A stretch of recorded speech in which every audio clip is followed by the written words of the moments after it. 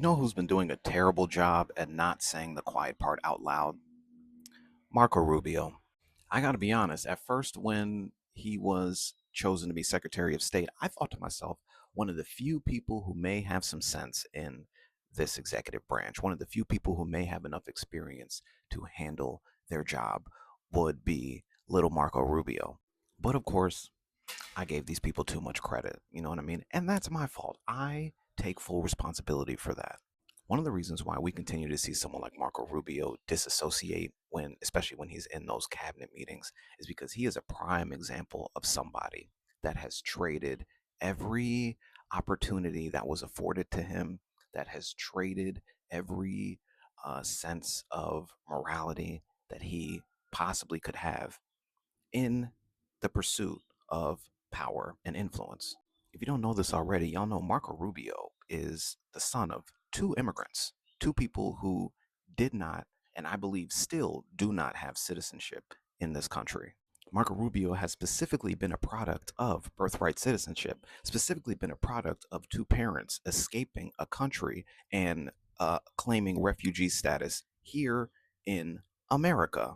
And because of that, it has actually opened the door for him to get the education that he has received and get into the positions that he has gotten into. He, like a few other people in this cabinet, in this administration, are products of birthright citizenship, refugee status, DEI, all of the things that they have been railing against in order to get into the White House.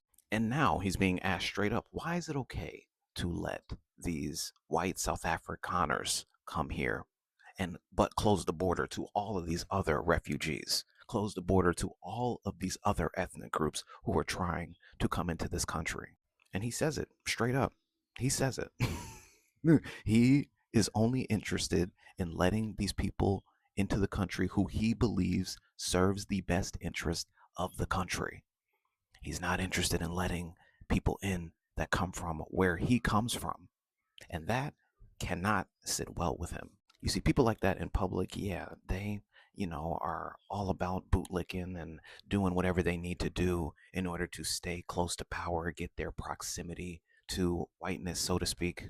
But there is always a moment when they finally get alone. There is always a moment when they actually, like, kind of realize that what they're doing is, it's disgusting. It is betraying who they are and where they come from. And those are the moments when these people have to decide, am I going to continue doing this? Am I going to continue engaging in this behavior? Or am I going to try and stand up for the people who look like me? And when they don't make that choice, when they choose to pull the ladder up and betray their own people, that is how they become the angry and irritable individuals, the soulless individuals known as Marco Rubio. That's why he looks so sad all the time. That's why he does not look like this is a job that he is enjoying, despite the fact that it should be a job he always wanted. Because in order to get there, he had to betray everything that was given to him. He has to think about what his parents went through and say, I don't want to see anybody else benefit from that. I got what I needed. I'm here. And now nobody else will get this opportunity. To entrance as a refugee if you demonstrate a well-justified fear of persecution. No, you're not entitled. So you're can allowed. you have a different standard based upon the color of somebody's skin? Would that be acceptable? Well, I'm not the one arguing that. Apparently you are, because you don't like the fact that they're white, and that's why they're coming. Say that would be unacceptable. Well, no, that I would say that the United States, a very easy thing the United to say. States has a right to pick and choose who they allow into the United Even States. based on the color of somebody's skin. No one's. You're the one that's talking about the color of their skin, not me. These You're are people whose refusing farms to were being acknowledge burned that down it and they were should be killed because of the even-handed. color of their skin. Well, I think you demonstrated enough. If you Well, you've demonstrated enough because you think anyone should be allowed into this country for any reason because they met a certain criteria. Who has said that? We are going to prioritize people that come into our country on the basis of what's in the interest of this country. That's a small number of people that are coming. But in you that particular said case. this weekend that but there in would other be more. cases, it's harder to vet. In other cases, it's more difficult. And by the way, the United States admits people every year. 1 million people come to this country every year legally. 1 million. And people now a year come to this there country is one legally. group No of other people country that in the have world an is nearly as easy generous. pass into this country. For the first time, this administration has said Afrikaners get an easy pass and refugee programs for the remainder of the world are shut off. And you can't say to the American public that we should apply this statute in an even-handed way. No, I think it should be applied in a way. No, well, you shouldn't be shocked. It should be applied in the national interest of the United States. Our immigration policy should be based on the national interest of the United States, period. End of story. If there is a subset of people that are easier to vet, who we have a better understanding of who they are and what they're going to do when they come here, they're going to receive preference. You sure about that? You sure about that?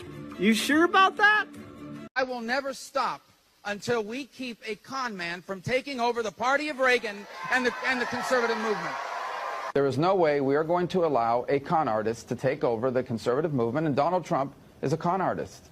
For years to come, there are many people on the right, in the media, and voters at large that are going to be having to explain and justify how they fell into this trap of supporting Donald Trump, because this is not going to end well one way or the other. Vote as soon as you can so that you can spend the rest of your time getting people out to vote, so we will wake up that Wednesday morning and we will be able to say, thank God our president is once again Donald J. Trump.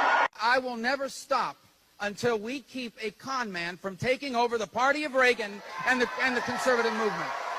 There is no way we are going to allow a con artist to take over the conservative movement, and Donald Trump is a con artist. For years to come, there are many people on the right, in the media, and voters at large that are going to be having to explain and justify how they fell into this trap of supporting Donald Trump, because this is not going to end well one way or the other. Vote as soon as you can so that you can spend the rest of your time getting people out to vote, so we will wake up that Wednesday morning and we will be able to say, thank God our president is once again Donald J. Trump.